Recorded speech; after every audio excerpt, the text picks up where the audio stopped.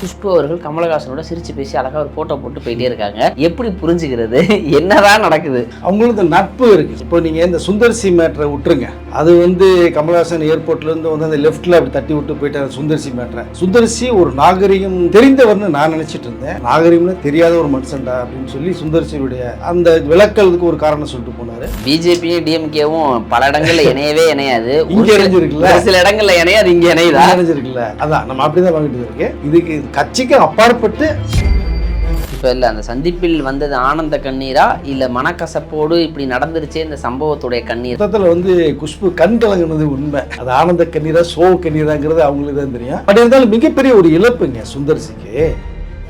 புது டைரக்டர் யாரு அப்படின்னு பார்த்தா டக்குன்னு ஆர்ஜே பாலாஜியோட பேர் அடிக்கும். கமல் சொல்லும்போது கூட புதியவர்களுக்கு வாய்ப்பு இருக்குங்கிற விஷயத்த சொல்லியிருக்கேன். இதற்கு முன்னாடி நான் சொல்றேன், கிட்டத்தட்ட ஒரு 7 புது இயக்குநர்கிட்ட ரஜினி சார் கதை கேட்டிருக்கதா ஒரு தகவல் எனக்கு வரும். இந்த காமெடி நல்லா வரும்ன்ற ஒரே ஒரு காரணத்துக்காக ஆர்ஜே பாலாஜி ரஜினி சார் ஒரு லைன் ரெடி பண்ணியிருக்காரு. அவரும் கூப்பிட்டு பேசப்பட்டதா ஒரு தகவல் இருக்கு. அஜித்குமார் அவர்கள் அவர் கேட்கிற சம்பளத்தை கொடுத்து படம் புக் பண்ணுவதற்கு தயாரிப்பாளர்கள் முன்வரவில்லை அப்படிங்கிற ஒரு செய்தி சமீபத்தில் ஓடிக்கிட்டு இருக்கு. நீங்க போட்ட பட்ஜெட்டை விட மேற்கொண்டு ஒரு பட்ஜெட் போய் மாற்றும். இந்த படத்தினால அவர் சம்பளம் ஒரு விஷயத்தை பிக்ஸ் பண்றாரு அஜித். அதுல ஒரு பிக்ஸ் பண்றாருன்னா இறங்கி வர மாட்டார். அவர்கிட்ட அதுதான் ஒரு நம்ம பிளஸ் எடுத்துக்கிறதா மைனஸ் எடுத்துக்கான்னு தெரியல. ஆனா அவர் அஜித் சம்பளத்தை குறைச்சு ஒரு படம் பண்றாருன்னு வச்சுங்களேன், பரவாயில்லப்பா நான் ஒரு 100 கோடி படம் பண்றேன், தப்பு இல்லை, தயாரிப்பாளர்கள் பண்ணட்டும், சம்பாதிக்கிட்டோம் வேற விதமாகவும் பேசப்படும். மக்களே அன்பு வணக்கம். இன்னைக்கு நம்மளோட வெங்கடேசன் சார் இருக்காரு. சார் வணக்கம். வணக்கம் சார். இப்போ இந்த தமிழ் திரை உலகையே புரட்டி போட்ட ஒரு செய்தி அப்படிங்கிற மாதிரி டிசம்பர் மாதத்தில் புயல் புரட்டி போடும். பட் இந்த செய்தி புரட்டி போட்டுருச்சு. காரணம் என்னன்னா, ரஜினி சார் 50 வருஷம் சினிமா, கோவா ஃபிலிம் ஃபெஸ்டிவல், அடுத்த விழா அப்படின்னு அடுத்தடுத்து யோசிச்சுட்டு இருக்கும் பொழுது இப்போ ரஜினி சாரோட படம் அப்படின்னாலே ஒரு பூஸ்ட் போன் விட்டா மாதிரி சினிமா ஒரு என்டர்டைன்மெண்ட்டாக பார்க்கும்பொழுது நிச்சயமாக அது இருக்கும். இப்போ இந்த படத்தை யாரா இயக்குறேன்னா, நமக்கு முன்பே சுந்தர் சி இயக்க போகிறோம். சுந்தர் சியா இப்போ இந்த வயசில் இந்த காம்பினேஷன் அப்படின்னு ஒரு யோசிக்கும் போதே விலகிறாரு. பெரிய பஞ்சாயத்துகள் வெடிக்குது. சரி அப்படின்னு பார்த்தா கமலஹாசன் ஒரு பேட்டி கொடுக்குறாரு. பார்த்தா குஷ்பு அவர்கள் கமலஹாசனோட சிரிச்சு பேசி அழகாக ஒரு ஃபோட்டோ போட்டு போயிட்டே இருக்காங்க. எப்படி புரிஞ்சுக்கிறது? என்னதான் நடக்குது? அவங்களுக்கு நட்பு இருக்குது சார். இப்போ நீங்கள் இந்த சுந்தர் சி மேட்டரை விட்டுருங்க. அது கமலஹாசன் ஏர்போர்ட்லேருந்து அந்த லெஃப்டில் அப்படி தட்டி விட்டு போயிட்டார் சுந்தர் சி மேட்டரை. சுந்தர் சி ஒரு நாகரிகம் தெரிந்தவர்னு நான் நினச்சிட்டு இருந்தேன். நாகரிகம்னு தெரியாத ஒரு மனுஷன்டா அப்படின்னு சொல்லி சுந்தர் சியுடைய அந்த விளக்கலுக்கு ஒரு காரணம் சொல்லிட்டு போனார். அதை தூக்கி போட்டுறோம், நம்மளும் தூக்கி போட்டுறோம், தேவையில்லை. பட் ஆனால் இங்கே சந்தித்தது என்னென்னா, கமலும் குஷ்புவும் சேர்ந்து நிறைய படங்கள் பண்ணியிருக்காங்க. அந்த ஒரு நட்பு எப்பவுமே இந்த ஒரு சினிமாவுக்கு ஒரு ஃப்ளாஷ்பேக் கதை ஒன்று சொல்லுவோம் நம்ம. அப்போ அந்த டியூரேஷன் கரெக்டாக இருக்கும்.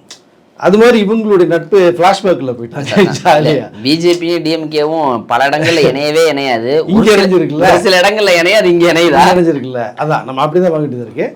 இதுக்கு கட்சிக்கு அப்பாற்பட்டு அந்த அவங்களுக்கு ஒரு நல்ல ஒரு லவ் 2 பேருமே பேச அந்த ஒரு லவ் இருக்கிறதுனால தான் அவங்களுடைய மீட்டிங். இது சம்பந்தமாக கமல் எதுவுமே பேசல. அதான் வாட்ச் பண்ணணும். சுந்தர் சியை அங்கே அதை டச் பண்ணவே இல்லை.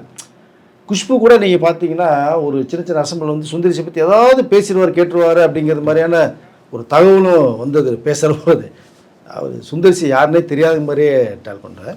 பட் என்னென்னா, இப்போது இந்த நம்ம கோவா ஃபெஸ்டிவல் அமரன் படத்தினுடைய ஓப்பனிங் பண்ணியிருக்காங்க. இங்கே அதனுடைய இனாகரேஷனில் அமரன் படம் தான் டெலிகாஸ்ட் பண்ணி அதனுடைய விழாவுக்கு தான் கமல் போனார்.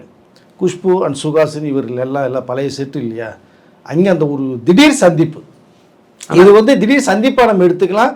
பழைய நட்பை பேசியிருக்காங்கன்னு எடுத்துக்கலாமே தவிர சுந்தர் சேதுக்குள்ளே திரும்பி வருவாருங்கிற டாப்பிக்கெல்லாம் ஓடிச்சு. அதுக்கெல்லாம் வாய்ப்பே இல்லை, நான் தெளிவாக சொல்லிடுறேன். இப்போ இல்லை அந்த சந்திப்பில் வந்தது ஆனந்த கண்ணீரா இல்லை மனக்கசப்போடு இப்படி நடந்துருச்சே இந்த சம்பவத்துடைய கண்ணீரா எப்படி பார்க்குறது? ஏன்னா ஒரு வருத்தமாக இருக்க மாதிரி ஒரு ஃபோட்டோ இருக்குது, அடுத்த ஃபோட்டோவில் அப்படி ஜாலியாக பார்த்துட்டு இருக்காங்க. எப்படி புரிஞ்சுக்கிறது? மொத்தத்தில் குஷ்பு கண் கலங்குனது உண்மை. அது ஆனந்த கண்ணீரா சோ கண்ணீராங்கிறது அவங்களுக்கு தான் தெரியும். பட் இருந்தாலும் மிகப்பெரிய ஒரு இழப்புங்க சுந்தர்சிக்கு. அதை திரையுலக சரித்திர வரலாற்று பக்கங்களில் திருப்பி பார்த்தீங்கன்னா, ரஜினி நடிக்க, கமல் தயாரிக்க, இயக்குனர் சுந்தர்சின்னா அது பெரிய ஒரு வரலாற்று சாதனை. அதை ஒரு அசால்ட்டாக தூக்கி போட்டதுனால இவங்க 2 பேருமே அசால்ட்டாக தூக்கி அடிச்சிட்டாங்க. ரஜினி எப்பயுமே ஒரு முடிவு பண்ண மாட்டார். முடிவு பண்ணார், சுந்தர்சியை கூப்பிட்டார். நீங்கள் சொன்னது மாதிரி. ஏன்னா சுந்தர்சி இந்த மேக்கிங்கு கொஞ்சம் ஃபாஸ்ட்டு ஒரு காமெடி சென்ஸோட பண்ணுறதில் அவர் கிங் மேக்கர். அதில் மறுப்பதற்கு இல்லை. ஏன்னா முன்றைய படங்கள் நிறையா இருக்குது. ஆனால் அந்த அருணாச்சல படம் எப்படி வாய்ப்பை ஒரு ரஜினி சார்ட்ட போய் கேட்டு வாங்கினார். குஷ்பு எந்த அளவுக்கு ரஜினிகிட்ட கெஞ்சி அந்த படத்தை சுந்தர்சிக்கு வாங்கி கொடுத்தான்ற கதையெல்லாம் ஒரு ஃப்ளாஷ்பேக் இருக்குது. அப்போ 2 பேரும் லவ் பண்ணிட்டு இருந்த பீரியடு. சரி, அந்த ஃப்ளாஷ்பேக்கில் நான் போக விரும்பலை, வேண்டாம். பட் அதெல்லாம் நினச்சி பார்க்கணும். சுந்தர்சியை நினச்சி பார்த்துருக்கணும், குஷ்பு நினச்சி பார்த்துருக்கணும். 2 பேருமே நினச்சி பார்க்கல. இங்கே அதுதான் பேசப்படுது. இல்லை மேபி சுந்தர்சி எடுத்த முடிவுக்கு குஷ்பு வேற என்ன பண்ணுறது தெரியாமல் கூட இருந்திருக்கலாம். என்ன இருந்தாலும் விட்டு கொடுக்க முடியாதுல்ல, அப்படி கூட ஒரு சூழல் இருந்திருக்கலாம்ல. இல்லைங்க, சுந்தர்சி எடுத்த முடிவு ஓகே. நீங்க ரஜினி கூட நடிச்சிருக்கீங்க, கமல் கூட நடிச்சிருக்கீங்க ஹீரோயினா. எப்படி நாகரீகமா கன்வே பண்ணுவோம்? நாகரீகமா ஒன்றும் இல்லை. இந்த விஷயத்தை நீங்க ரிலீஸ் பண்ணாம நீங்க ஒரு ஃபோன் பண்ணா, இந்த கூப்பிட்ற தூரத்தில் இருக்காரு ரஜினி சார் பாய்ஸ் கார்டன்ல. கார் எடுத்துட்டு போனீங்கன்னா 15 நிமிஷம் உங்களுக்கு போய் ரீச் ஆகுது. நீங்க சொல்லாமே ரஜினி சார் வீட்டுக்கு போகலாம். 2 பேருமே சார் இப்படி இருக்கு, வேண்டாம் சார், நான் விளைக்கிறேன் சார், ரைட்டுங்க. அப்புறம் வேற சில காரணங்களோட சொல்லி உடல்நிலை சரியில்லை, கொஞ்சம் இல்லை ஒர்க்கு முடியல, கமிட்மெண்ட் டேட் அப்படின்னு சொல்லி அடுத்த டைரக்டர் கமிட் பண்ண மாதிரி பண்ணியிருக்கலாம். பட் அது பொதுவெளிக்கு வரும்போது விஷயமா 1000 போய் சொல்லி கல்யாணம் பண்ண சொல்றாங்க இல்லையா, நல்ல காரியத்துக்கு. நீங்க விலகி போறது கெட்ட காரியம் உங்களுக்கு. அதை நீங்க 2000 போய் சொல்லிட்டு போக வேண்டியதானே. அதை நீங்க இன்ஸ்டாவில் குஷ்பு போட சொல்லி ரஜினி சாரிக்கு கமல் மீறி வச்சிருக்க இமேஜை காலி பண்ணிருக்கு பார்த்தீங்களா. அது வாழ்க்கையில் மிகப்பெரிய கரும்புலி சுந்தர்சிக்கு. அழியவே அழியாது. அது சுந்தர்சியே இப்போ எக்ஸ்கியூஸ் கேட்டு ரஜினி சார் படம் பண்ணால் கூட ரஜினி சார் உள்ளே விட மாட்டார். இப்போ அது தெரிஞ்சுங்க. அதனால் இப்போ அந்த சாப்டர் க்ளோஸ்ட். குஷ்புவும் அண்ட் கமல்ஹாசனும் மீட் பண்ணது இந்த பழைய ஒரு நட்புக்காக. அப்படி தான் எடுத்துக்கணும் சார். புது டேரக்டர் யார் அப்படின்னு பார்த்தா டக்குன்னு ஆர்ஜே பாலாஜியோட பேர் அடிப்படுது. ஆர்ஜே பாலாஜி போயஸ் கார்டனில் கதை சொல்கிறார், ரஜினி அவர்களை வைத்து இயக்குவதற்கான ஒரு வாய்ப்புக்கான காற்று வீசுது அப்படின்னு சொல்கிறாங்களே, அதுக்கு வாய்ப்பு இருக்கா? ஸோ ரஜினி சாரும் யங் டேரக்டர்ஸோட படம் பண்ணணுங்கிறது விருப்பம் தான். பட் ஆர்ஜே பாலாஜி இப்போ தானே வந்திருக்காரு டேரக்டராக. அவர் ஆக்டராக வந்து எல்லாருக்கும் பரிச்சயமான ஒன்று, அவர் யூனிக் ஸ்கிரிப்டாக பண்ணுறாரு, கருப்பு படம் பண்ணிக்கிட்டு இருக்கிறாரு. இப்போ இதற்கு மத்தியில் ரஜினி அவர்களை வைத்து இயக்குவதற்கான வாய்ப்பு கிடைக்குமா? இல்லை, இங்கே தான் நம்ம என்ன வாட்ச் பண்ணோம்னா, கமல் சொல்லும்போது கூட புதியவர்களுக்கு வாய்ப்பு இருக்குங்கிற விஷயத்த சொல்லியிருக்காரு. இப்போது ரஜினி சாரை பொறுத்த மட்டும் வந்து புது டைரக்டர் கூட அவர் தர்றதான ஒரு ஒரு ஒரு என்ன சொன்னால் ஒரு ஐடியாவில் போயிட்டார். இப்போ இதற்கு முன்னாடி நான் சொல்கிறேன், கிட்டத்தட்ட ஒரு 7 புது இயக்குநர்கிட்ட ரஜினி சார் வந்து கதை கேட்டிருக்கதா ஒரு தகவல் எனக்கு வருது. ஏன்னா நீங்கள் கதை சொல்லும் போதே ஒரு ஹீரோ கிட்ட ஃபுல் பிச், இப்போதான் ஒன்லைன் கேட்க மாட்டேன்ட்டாரு. இந்த ஒன்லைன் பிஸ்னஸே வேண்டாம், full script, bounded script, 75 scene. ஒரு படத்துக்கு 75 சீன் இருக்கும், 70 to 70 சீனு. 75 சீனுமே நீ டிஸ்கிரிப்ஷனோட, டைலாக்கோட, விஷுவலைசனோட நீ கதை சொல்லும் போது நீ விஷுவல் கொண்டு போயிடணும். இப்படி சொல்கிற இயக்குனருக்கு வாய்ப்பு இருக்குது சார் இப்போ, சரிங்களா? ஏன்னா February Marchல ஷூட்டிங் போகணும், டைம் இல்லை அவருக்கு. அதற்காக தான் யார் பார்க்கலான்னு ஒரு ஐடியா போய்கிட்டே இருக்குது. இதில் ஆர்ஜே பாலாஜி உள்ளுக்குள்ளே வருது. ஏன்னா சுந்தர்சி கேம்பஸ்லேருந்து வந்தவர் தான். சுந்தர்சி தான் ஒரு இன்ட்ரோ பண்ணது. இந்த காமெடி சென்ஸ், அந்த ஃபேமிலி டச் அப்படிங்கிறது நம்ம ஆர்ஜே பாலாஜிகிட்ட இருக்குது. ஆனால் ரஜினிங்கிறது ஒரு மாதம் வச்சு தூக்கிட்டு போக முடியுமானா, அங்கே பயம் இல்லாமல் ஆர்ஜே பாலாஜி ட்ராவல் பண்ணாருன்னா கொண்டு போகிறதுக்கு வாய்ப்பு இருக்கும். ஏன்னா இப்போது அவர் ஏற்கனவே விஜய்கிட்டலாம் கதை சொல்லி ஒரு ட்ராவல் பண்ணி நயன்தாரா வச்சு ப்ரூவ் பண்ணவர். இப்போ சூர்யா வச்சு பண்ணிகிட்ருக்கார், ஒரு கமர்ஷியல் ஆக்ஷன் பண்ணிகிட்ருக்கார். அதுக்குள்ள நல்ல சென்டிமெண்ட் இருக்குது, ஃபேமிலி டச் இருக்குது. இந்த காமெடி நல்லா வரும்ன்ற ஒரே ஒரு காரணத்துக்காக ஆர்ஜே பாலாஜி ரஜினி சார் ஒரு லைன் ரெடி பண்ணியிருக்காரு. அவரும் கூப்பிட்டு பேசப்பட்டதாக ஒரு தகவல் இருக்குது, பட் கன்ஃபர்மேஷன் ஆகலை. இதற்கிடையில் வெங்கட் பிரபு ஒரு லைன் ஆல்ரெடி சொல்லி வச்சிருக்க ஒரு மேட்ரு ஒன்று இருக்குது. ரஜினி சார் விரும்புகிறது என்னன்னா, அண்ணாமலைன்னு ஒரு பெரிய ஒரு சூப்பர் டூப்பர் இப்போ ரஜினியை வேறு டைப்பில் கொண்டு போய் காமிச்ச படம் அது, இல்லை சுரேஷ் கிருஷ்ணா. அதற்கு பிறகு அவர் என்ன பண்ணுறாரு அப்படின்னா, டக்குனு காமெடி படத்துக்குள்ளே போகிறாரு. இப்போ சுரேஷ் சார்ட்ட சொல்லும் போது அவர் பார்க்குறாரு, சார் அண்ணாமலை நீங்கள் எங்கேயோ போய் நின்றுருக்கீங்க சார், இப்போ வேறு காமெடி படம்னா அது நல்லா இருக்கா சார், எனக்கு ரிலீஃப் வேணும். அப்போ அந்த ரிலீஃபுக்காக தான் அந்த வீரா படம் பண்ணுறாரு. அதுவும் சூப்பர் ஹிட் படம். அப்படியே கட் பண்ணிங்கன்னா பாஷா படம். நீங்கள் எங்கே அண்ணாமலை எங்கே, வீரா எங்கே, பாஷா எங்கே, டைமென்ஷனே வேற வேற வேற வேற டைமென்ஷன். அண்ணாமலை உச்சத்தில் வச்சுது, வீரா இன்னையா அப்படின்னும் போது அது கொண்டு வேற லெவலில் நிற்குது, பாஷா எங்கேயோ நிற்பாட்டுச்சு. அந்த காம்பினேஷன் வந்து ரஜினி சார் போய் ஃபீல் பண்ணுறாரு. ஏன்னா ஜெயிலர் 1, கூலி, ஜெயிலர் 2 ஒரே மெத்தட், அந்த ஆக்ஷன் கமர்ஷியல் அந்த ஒரு மசாலாக்குள்ள இருக்கு. ஓகே ஓகே, ஒரே ஒரு ஒரு ஆக்ஷன் பிளாக்ல இருக்க கதையில இருந்து கொஞ்சம் மாறுபட்டு ஒரு ரிலாக்ஸா ஜாலியா ஒரு கதை பண்ணலாம், அல்லது ஒரு ஒரு ஒரு லைக் ஒரு மலையாள சினிமா மாதிரியோட ஒரு படங்கள் கூட பண்ணலாம்னு விருப்பப்படுறாரோ ரஜினி சார் வந்து இப்போ ஆக்டிங் பண்ணணும்னு விரும்புறாரு சார், நடிக்கணும். நான் வந்து முள்ளு மாறணும், ஒரு எங்கேயே கேட்ட குரல், லாரியில் இருந்த ஒரு ஒரே நல்லவனுக்கு நல்லவன், ஒரு தம்பிக்கு அந்த ஊர், ஸோ படையப்பா, ஸோ முரட்டுக்காலை, இந்த ஒரு ஒரு ஸ்டைலில் கொஞ்சம் அப்படி காமெடி கலந்து ஒரு ஃபேமிலிக்குள்ளே பொண்ணும் வந்து விரும்புகிறார். அதுதான் இப்போ இந்த அவசரத்துக்கு எடுக்கக்கூடிய ஒரு லிஸ்ட்டு, அதை கமலுக்காக பண்ணுறாரு. Okay sir. அப்போ இந்த பேட்டர்னில் வரணுங்கும் போது தான் சுந்தர்சி ஒரு ஆப்டாக இருக்கணும்னு திரும்பி அதுக்குள்ளே போயிட்டு தான் இருக்கு பாருங்களேன். அவர் என்ன சொல்கிறேன்னே தெரியல. அவரை இப்படி போயிட்டார், வீணாக போயிட்டார். சரி ரைட்டு. அதனால் ஆர்ஜே பாலாஜி வந்து இதுக்குள்ளே பண்ணுவாருங்கிற ஒரு சின்ன கான்செப்ட்னால ஒரு பேசப்பட்டது. இப்போது வெங்கட் பிரபு வந்து வேற ஒரு லைன் சொல்லியிருக்காரு. அது வந்து வில்லன் இமேஜ் உள்ள ஒரு ஸ்கிரிப்ட். அது ரஜினி சார் ரொம்ப பிடிச்சிருந்தது. ஏன்னா சௌந்தர்யா அவங்களும் ரொம்ப ஒரு நெருங்கிய நட்பு அவங்களுக்கு. அதன் மூலமாக ரஜினி சார் கேட்டு வெயிட்டிங்கில் வச்சுருக்காரு. இப்போ இவர் விரும்புறது வந்து இந்த மாதிரி ஒரு ஸ்டைலில் காமெடி என்டர்டைன்மெண்ட் ஒரு ஃபேமிலினால கொஞ்சம் அதை வெங்கட் பிரபு வெயிட்டிங்கில் வச்சுருக்காரு. ஆர்ஜே பாலாஜியும் வெயிட்டிங்கில் வச்சுருக்காரு. இதுக்கு நடுவில் தான் ஒரு 7 இயக்குநர்கள் புது இயக்குநர்கள் வந்து கதையை பக்காவாக ரெடி பண்ணி வச்சுட்டு ரஜினி சார்கிட்ட போகிறதுக்கான வாய்ப்புகள் நெருங்கி வந்துட்டு இருக்கு. ரஜினி சார் முடிவு பண்ணணும். நான் கமல் ஒரே சொல்லிட்டார், எனக்கு பிடிக்கிறது ஒரு பக்கம் இருந்தால் கூட என்னுடைய உச்ச நட்சத்திரத்துக்கு பிடிக்கணும், ஸோ ரஜினிக்கு பிடிக்கணும். இது ரஜினி படம், என் படம் கிடையாது. ரஜினி பிடிச்சா நான் ரெடியாக இருக்கேன் அப்படின்னு அவர் தெளிவாக சொல்லிட்டார். அதனால் இப்போ ரஜினி மட்டும்தான் இயக்குனர் முடிவு செய்கிறதும் கதையை முடிவு செய்கிறதுன்றதுல நெருங்கி வந்துட்டு இருக்காரு. அதேமாதிரி இந்த 2-3 நாளில் டிசைட் ஆகிடும். ஓகே சார், இது இப்படி போயிட்டுருக்கு. ஆர்ஜே பாலாஜிக்கு ஒரு வாய்ப்பு கிடைத்தாலும் அவரும் இளைய இயக்குனர் வச்சு நிச்சயமாக இப்போ கருப்பு சூர்யா அவர்களை வைத்து பண்ணிருக்காங்க பொழுது கான்ஃபிடென்ட்டோட வரலாம். ஸோ அதை பொறுத்து வந்து பார்ப்போம். இன்னொரு புறம் அல்டிமேட் ஸ்டார் தலை அப்படின்னு அன்பாக கொண்டாடும். பட் அப்புறம் அவரை விரும்புறது இல்லைங்கிறதுனால நம்ம வந்து நடிகர் அஜித்குமார் அப்படின்னு சொல்லுவோம். ஏன்னா அவருக்கு அதுதான் விருப்பங்கும் போது நம்ம அதை தான் தேர்ந்தெடுக்கணும். நடிகர் அஜித்குமார் அவர்கள் குட் பேட் அக்லி படம் பண்ணுறாரு. ரசிகர்களுக்கான ஒரு படமாக அந்த படம் வந்து ஒரு ட்ரீட்டாக இருக்குது. ஆனால் ஒரு தோல்வி படம், அது வசூல் ரீதியாக தோல்வி படம். அதன் காரணமாக அஜித் அவர்களுக்கு அடுத்த படங்கள் கிடைப்பதில் ஒரு தாமதம் அப்படிங்கிற ஒரு செய்தி இருக்குது. அவர் கேட்குற சம்பளத்தை கொடுத்து படம் புக் பண்ணுவதற்கு தயாரிப்பாளர்கள் முன்வரவில்லை அப்படிங்கிற ஒரு செய்தி சமீபத்தில் ஓடிக்கிட்டு இருக்கு. இன்னொரு புறம் ஒரு ரேசிங் அப்படின்னு சொல்லிட்டு அந்த ரேஸை ப்ரமோட் பண்ணுறதுக்கான வேலைகளில் இறங்கியிருக்கிறாரு.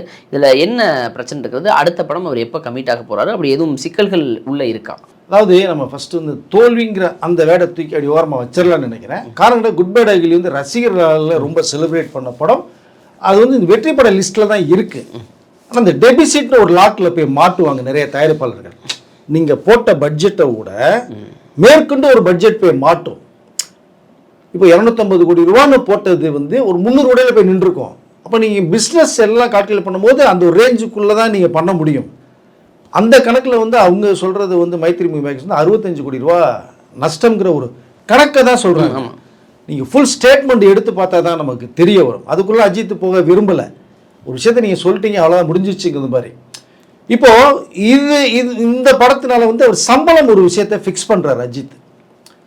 அதில் வந்து ஒன்று ஃபிக்ஸ் பண்ணுறாருன்னா இறங்கி வர மாட்டார். அவர்கிட்ட அதுதான் ஒரு நம்ம வந்து ப்ளஸ் எடுத்துக்கிறதா மைனஸ் எடுத்துக்கான்னு தெரியல. ஆனால் அங்கே கொஞ்சம் ஒரு கிராஃப் மாறும் எல்லாருக்குமே.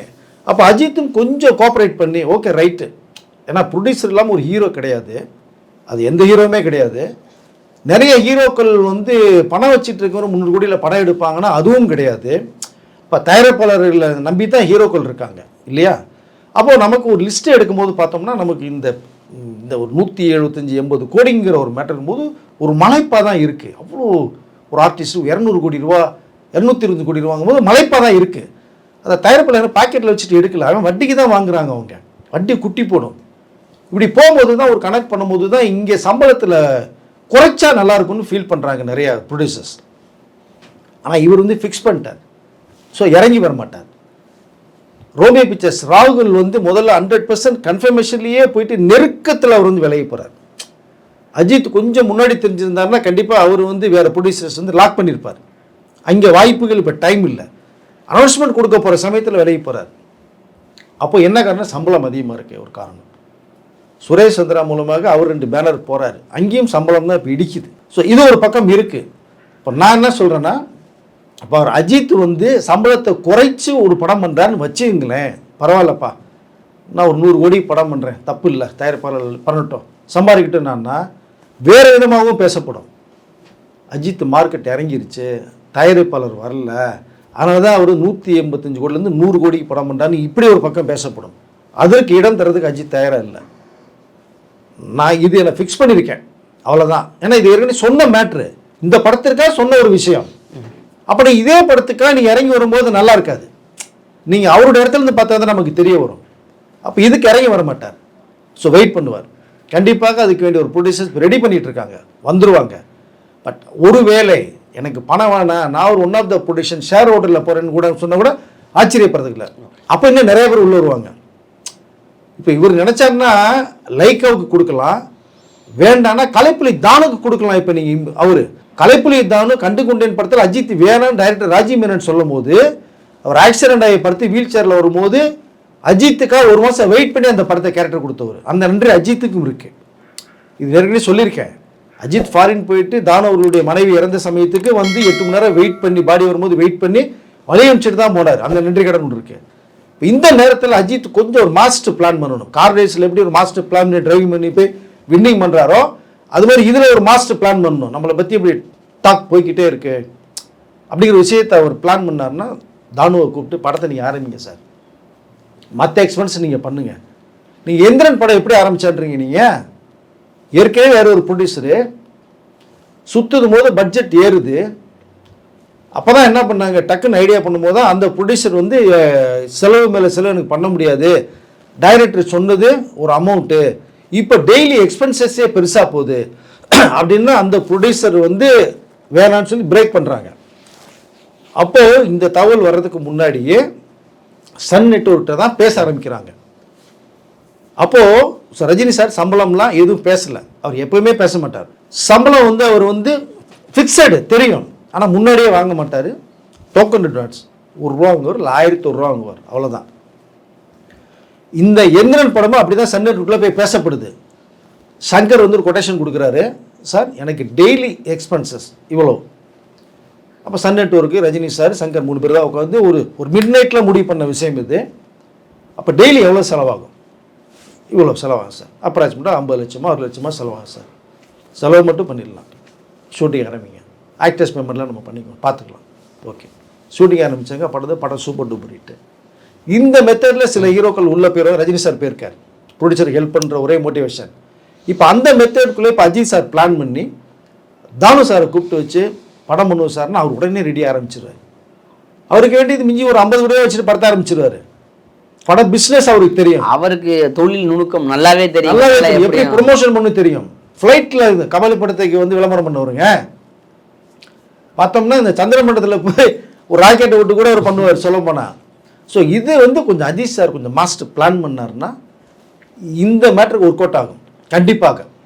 அவருக்கு அட்வைஸ்மெண்ட் அவசியம் கிடையாது, ஆனால் சில நேரங்களில் சில சூழ்நிலைகளில் என்ன யோசிக்கணும்னு தோணாமல் இருக்கும். அப்போ இந்த ஐடியாவுக்குள்ளே வந்து ட்ராவல் பண்ணினாங்கன்னா சிறப்பாக இருக்கும்னு தான் நான் நினைக்கிறேன்.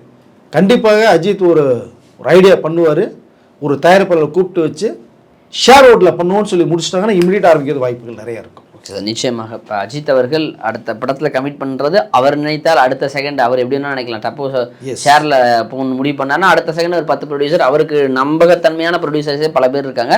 அதை தாண்டி அவர் கடந்து வந்த வாழ்க்கை பாதையில் பலர் உதவியவர்கள் இருக்கார்கள். அவர்களுக்கு ஒரு கால் ஷீட் கொடுத்தா இன்னும் ஒரு பெரிதளவில் ஒரு பெனிஃபிட்டாக இருக்கும். அப்படிப்பட்ட நபர்களை நிச்சயம் தேர்வு செய்வார் நம்புவோம் சார். எனக்கு இருந்தாலும் அவர் படம் வந்தால் மாதம் தான் பொறுத்திருந்து பார்ப்போம். நேரம் கொடுத்ததுக்கு நன்றி சார். நன்றி.